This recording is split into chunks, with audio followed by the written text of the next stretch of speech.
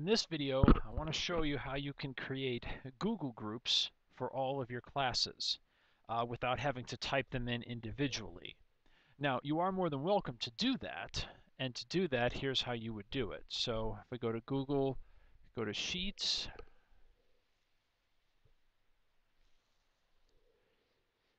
and here's a sample Google group I created. And really all you need is the first name, the last name, and their email address, and that's it. Now, to get them into Google, you have to play around a little bit. So what we have to do is we have to download this. We have to download it as what's called a comma-separated variable, or CSV file. So we'll click on that, and it did that. So it saved it to our downloads folder. So if I open up my folders and go to downloads, oh, there it is. Actually, I downloaded it twice, but that's okay.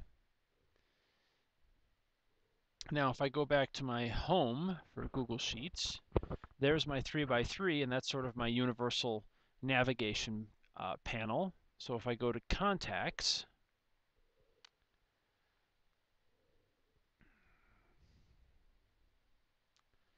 now it's ready for me to import. So under More, I click Import, and it's asking for a CSV file, which we just created. So if I choose the file, hit Open, it sees it. There's the file name right there. I hit Import, and after it does that, there it shows a group right here. And it automatically grouped them together because I uploaded them all at the same time. So what I can do then is I can just rename the group. So I'll just rename this period 1 students. And there it is. Now obviously these aren't real students, but this is how you do it.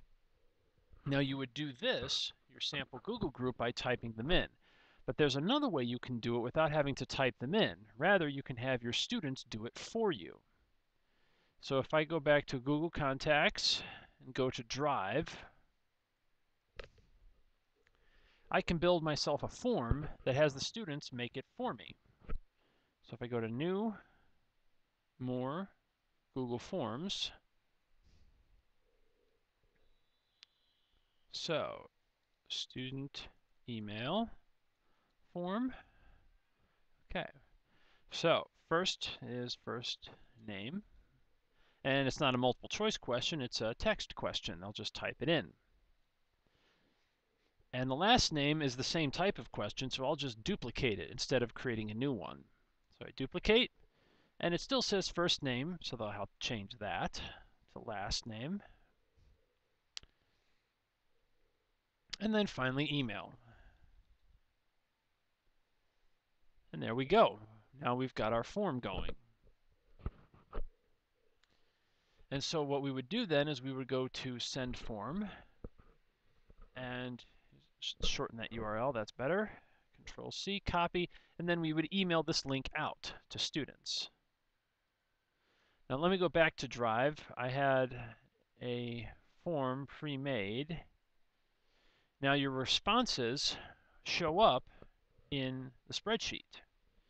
So that means that all you have to do is, once you get all your students' responses, you just go up, download as, and hit comma-separated variables, and you've got it. Get student email. There we go. That's the right one. So yeah, that's what it will look like. The timestamp is extra information, and Google Contacts will pretty much disregard it. But this is a quick way that you can get your students' email addresses loaded into groups without having to enter them in one at a time. So hopefully this helps. Thank you.